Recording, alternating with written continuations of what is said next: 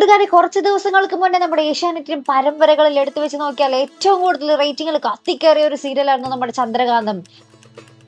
ആ ഒരു സെയിം പരമ്പരയാണ് ഇപ്പൊ കത്തി എരിഞ്ഞ് പണ്ടാരാണെങ്കിൽ ചാരമായി കൊണ്ടിരിക്കുന്നത് കേട്ടോ. ഇപ്പൊ ദാ കഥയിൽ ഒരു മുന്നോട്ട് പോക്കൂല്ലാതെ പുതിയൊരു കഥാപാത്രങ്ങളുടെ വെറുതെ കുത്തിക്കയറ്റുന്ന ഒരു രംഗങ്ങൾ തന്നെയാണ് ഇന്നത്തെ പ്രൊമോയിൽ കാണുവാൻ സാധിക്കും. നമ്മൾ ഓൾറെഡി നമ്മുടെ ഗൗതമിന്റെയും നന്ദയുടെയും ഈ ഒരു മാറ്റം കണ്ടിട്ട് നമ്മൾ ചന്ദ്രകാന്തം കൂട്ടുകാർ ആകെ വെറുത്തിരിക്കുകയാണ്. നമ്മുടെ പിങ്കിയെ കണ്ണും കൂട്ടി പിന്നെയും അവർ വിശ്വസിച്ചല്ലോ. പിങ്കിയുടെ ആ ഒരു ചതിയിൽ വീണ്ടും അവർ പെട്ടല്ലോ.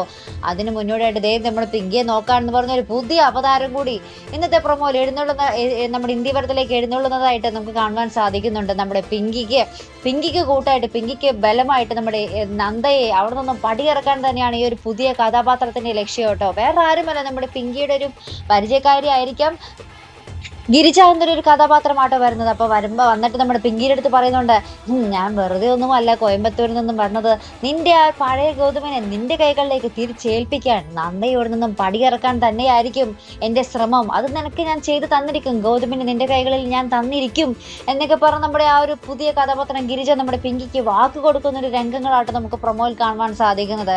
ഇപ്പൊ തന്നെ വെറുത്ത് അങ്ങേറ്റം നമ്മൾ വെറുത്തിരിക്കുകയാണ്. ഇനിയും ആ ഒരു വെറുപ്പിന്റെ എന്താ പറയാ, ഇനി വെറുക്കാനില്ല പ്രേക്ഷകർ. ഇനി നമ്മൾക്ക് ചന്ദ്രകാന്തം നിർത്തി പോകുന്നത് തന്നെയായിരിക്കും നല്ലത്. ഇത്രയ്ക്കും ബോറാക്കണമായിരുന്നു നമ്മുടെ സംവിധായകൻ അല്ലേ.